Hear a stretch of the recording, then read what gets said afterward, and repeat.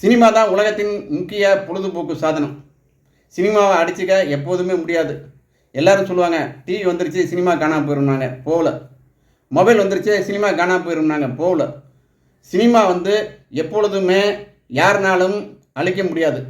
ஏன்னா சினிமா வந்து அந்த மாதிரி ஒரு சாதனம். அந்த பெரிய ஸ்க்ரீனில் போய் உக்காந்துக்கிட்டு அப்படி ஜாலியாக படம் பார்க்குறாங்களே, அதான்.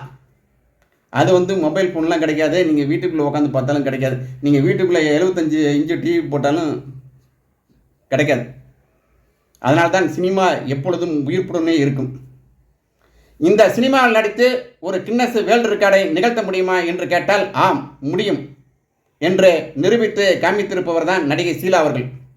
நடிகை ஷீலா அவர்கள் 1945ஆம் ஆண்டு மார்ச் 20ஆம் தேதி திருச்சூரில் பிறக்கிறார். இவங்க வந்து கிட்டத்தட்ட 480 படங்களுக்கு மேலாக நடித்துள்ளார்.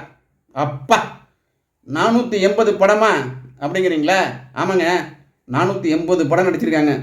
ஆனால் அதெல்லாம் Guinness world record. Guinness world record என்ன அப்படின்னா, 130 படங்களில் ஒரே நடிகருடன் நடித்துள்ளார். அந்த நடிகரின் பெயர் தான் பிரேம் நசீர்.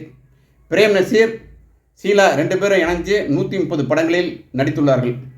உடனே நம்ம ஆளுங்கெல்லாம் சொல்லுவாங்களே, அவங்க கூட கல்யாணம் ஆகிருக்குமே அப்படின்ட்டு. அப்படி இல்லைங்க. காதல் வந்து எல்லாத்த பார்த்தாலும் வராது. காதல் யாரை பார்த்தாலும் வருமோ அங்கே தான் வரும். இவங்க வந்து நமது நடிகர் ரவிச்சந்திரனை கல்யாணம் செய்து கொண்டார். அவங்களுக்கு ஒரு பையன் இருக்காங்க. இந்த சாதனை இருக்குது பார்த்தீங்களா, கின்னஸ் வேர்ல்டு ரெக்கார்டு. இந்த 130 படங்களில் நடித்ததனால் ஏற்பட்ட ரெக்கார்டு தான் கின்னஸ் வேர்ல்டு ரெக்கார்டு. அப்படின்னா பார்த்துங்க. இவங்களை வந்து திரையுலகுக்கு எப்போ வந்தாங்க? தன்னுடைய 13வது வயதில் இவர் நாடகங்களில் நடிக்க வந்தார். இலட்சிய நடிகர் SSR என்று அன்புடன் அழைக்கப்படும் SS ராஜேந்திரன் அவர்கள் தான் ஷீலா வந்து தன்னுடைய நாடகத்தில் 13வது வயதில் நடிக்க வைக்கிறாங்க.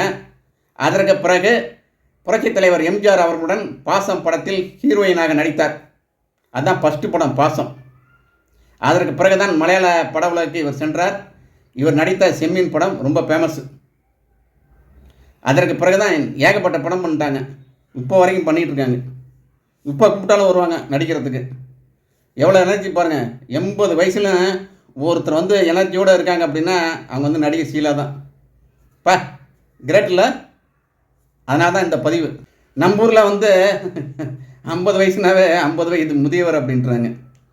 அதுபோல் இருக்காங்களா? அவங்க இல்லை. 80 வயதிலும் இன்னும் நடித்து கொண்டிருக்கிறார். அதை நம்ம வந்து பாராட்டணும்.